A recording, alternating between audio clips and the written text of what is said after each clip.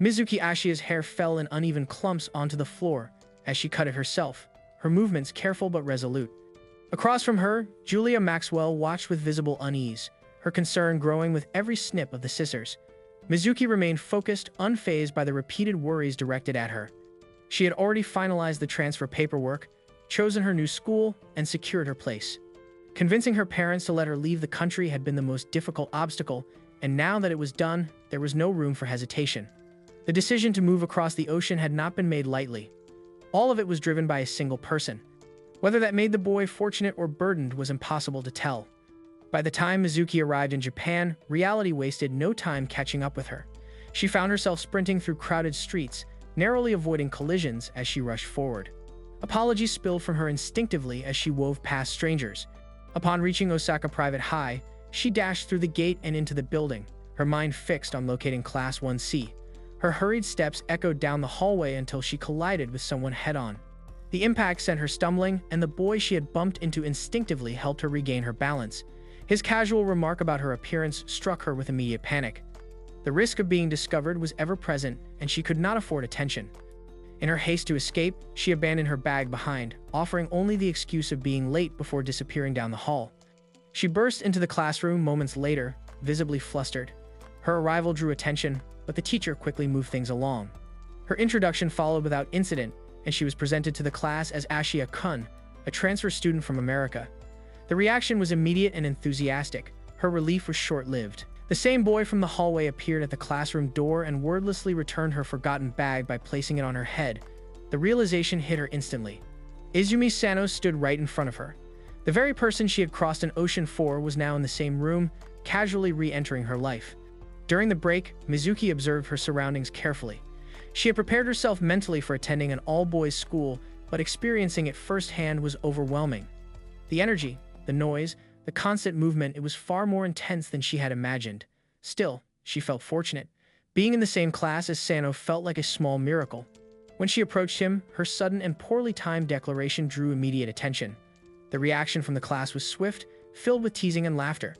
The misunderstanding settled in almost instantly. To everyone else, she was simply another boy confessing to another boy. Sano's rejection was firm and uncomfortable, and any attempt she made to clarify was cut short when he walked away, leaving the tension behind him.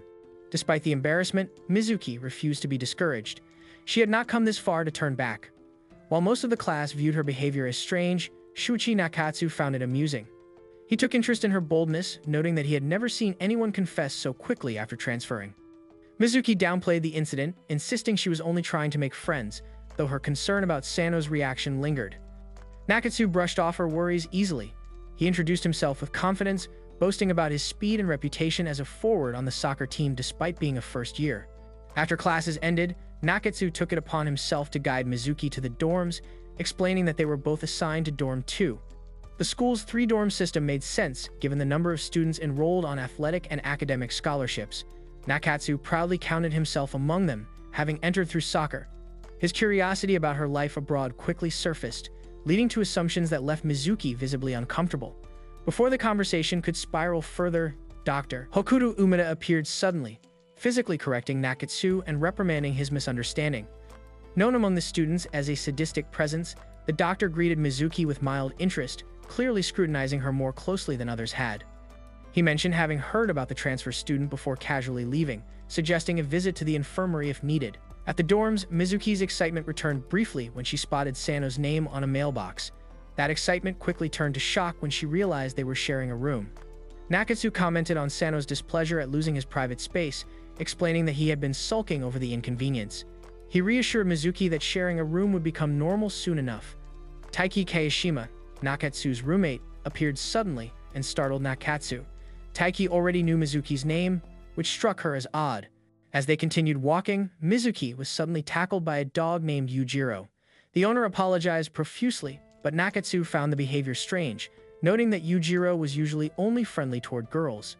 Panic flared within Mizuki, but Nakatsu quickly dismissed the possibility, joking that while her face could pass as feminine, her flat chest made the idea laughable. Though relieved, Mizuki bristled at the comment. Inside the room, Sano avoided conversation entirely. Mizuki attempted to clear the misunderstanding from earlier, explaining her admiration for his past as a high jumper. This finally caught his attention, though his response was guarded. He revealed that he had quit high jump entirely. The revelation stunned her, and her reaction only irritated him further. He left the room abruptly, unwilling to engage. Later that evening, after settling in, Mizuki encountered Minami Nanba, the second-year resident advisor. He introduced himself and explained the dorm rules, commenting on her appearance in a way that made her uncomfortable. Before the interaction could end, Seni Nakao burst into the scene, accusing Mizuki of stealing his role as the school idol before fleeing dramatically. Mizuki soon learned that rumors had already spread, elevating her to instant popularity. Some students had even begun selling candid photos of her. Nanba intervened, scolding the offender for violating privacy, but Mizuki's unease only deepened. The reality of her situation began to sink in. Nakatsu later found her to invite her to dinner, issuing a crude warning about Nanba along the way. Overwhelmed, Mizuki stepped outside for air and spotted Sano resting nearby. Observing him up close, she noticed how peaceful he looked asleep. Yujiro reappeared, eager to play, and Mizuki used the distraction to sit beside Sano. When he nearly fell, she caught him instinctively, her face flushing as he leaned against her shoulder. The moment ended abruptly when Yujiro piled on and Sano woke in confusion. Mizuki managed to deflect suspicion with a quick excuse, earning a small laugh from him. During physical education the next day, Mizuki's athletic ability stunned everyone. Her trial run shattered the school record for the 100-meter dash, drawing attention from every sports team. Nakatsu grew competitive, while captains from soccer, track, rugby, baseball, and basketball all attempted to recruit her at once. She fled, only impressing them further with her speed. She escaped through a window and found Sano asleep yet again, hidden in the bushes. Getting too close, she nearly crossed a line before the noise of the captains snapped her back to reality. When Sano woke and redirected the search away from her, she fled once more, unable to face him. Later, Nakatsu challenged her to a casual soccer match. The encounter ended badly when she was knocked unconscious. As Sano carried her to the infirmary, he noticed something off about her build and weight. When she awoke, Nakatsu was escorted out, and Dr. Umeda approached her calmly. His earlier suspicions had been confirmed. He revealed that he knew the truth. Mizuki Ashiya was not a boy at all. The narrative shifts back to Mizuki's middle school years, specifically a visit to her grandmother. On the television, an announcer introduced a first-year student favored to win the high jump, Izumi Sano. Though Mizuki initially expected to be unimpressed, she found herself flushing as she witnessed a unique beauty in his technique. In the present, Mizuki felt trapped after being discovered by the school doctor. Her anxiety was momentarily relieved when Sano returned to the room with her bag, inadvertently saving her from further interrogation. Despite the tension, the doctor expressed interest in their next meeting. As Mizuki headed back to the dorms, she wondered who had carried her to the infirmary. The thought of Sano being her rescuer made her blush, though she quickly tried to dismiss any romantic implications. Upon returning to their room, she found Sano already asleep. As she contemplated how to handle the doctor's scrutiny, Sano lay awake, reflecting on the moment he had picked her up. He harbored no doubts about her secret and wondered if he truly was the only one who had noticed, struggling to make sense of the situation. The following morning, Mizuki and Nakatsu encountered a crowd gathered around the school bulletin board. Mizuki recoiled in shock at a headline titled, "The New Transfer Student's a Dangerous Pretty Boy." Sano promptly tore the photo down and discarded it. He sternly warned Wataru that there would be consequences if he attempted such a stunt again. Observing Wataru seething with resentment, Mizuki took matters into her own hands and struck him in the face, demanding he cease his behavior. Dr. Umeda, who had been watching the scene with clinical interest, grabbed Mizuki by the wrist. He assured her he meant no harm, explaining that he was merely checking for swelling. Mizuki pulled away, citing her background in self-defense, which only seemed to intrigue the doctor further. He reminded her that he was still awaiting her decision regarding her stay at the school. After classes, Mizuki attempted to walk with Sano, but he departed so quickly that she felt certain he was avoiding her. She walked back with Nakatsu instead, who noted her somber mood and assumed it was due to the morning's tabloid scandal. As he looked at her, Mizuki seemed to sparkle in his eyes, leaving him confused as to why his heart was pounding. Their walk was interrupted when Mizuki spotted Sano talking to a girl, prompting her to pull Nakatsu away to avoid being seen. Mizuki later used the dog, Yujiro, as a pretext to spy on Sano's conversation. The girl, Rika, was a figure from Sano's past who was pleading with him to return to high jumping.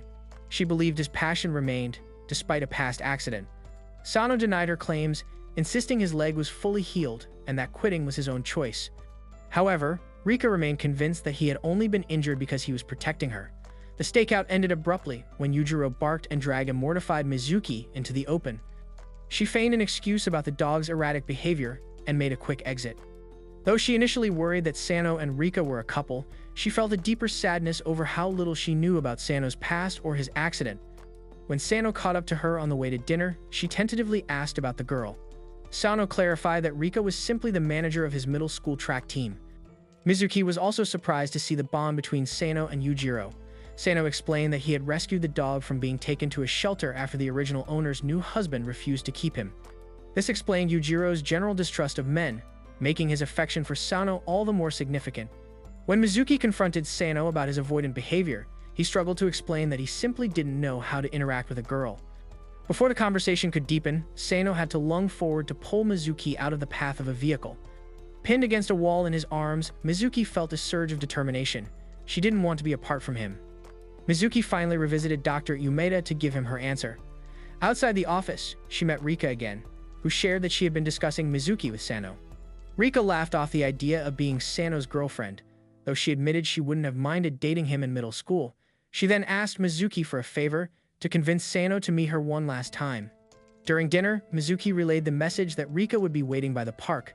Sano reacted with annoyance, frustrated by the constant concern of those around him. Seeing her distress, Nakatsu stepped in to comfort her, telling her not to mind Sano's temperament. In a casual moment, Mizuki took a sip of Nakatsu's peach juice and left, leaving him stunned by the realization of an indirect kiss, a moment quickly ruined when another friend snatched the drink away. The next day, Mizuki found Sano watching the high jumpers while he walked Yujiro. She felt a sense of relief, especially after he confirmed he had spoken with Rika and cleared the air. That night, as she showered, Mizuki reflected on her conversation with the doctor. She had confessed that she came to the school because a high jumper had inspired her to take up track herself. She dreamed of jumping with him one day and told Umeda that she refused to drop out, regardless of his threats. The doctor, appearing bored, told her he would have expelled her immediately if she had tried to use seduction to stay, but ultimately told her to do as she pleased. Mizuki had hugged him in gratitude, an act that the doctor, who was openly gay, found more annoying than endearing. He noted that her disguise would never fool a medical professional. The peace was interrupted when Sano accidentally walked in as she was finishing her shower. He asked her to hand him his watch, which he had left behind. As he left, he wondered why she hadn't closed the curtain, while Mizuki remained frozen, hoping that since he had only seen her back, her secret remained safe.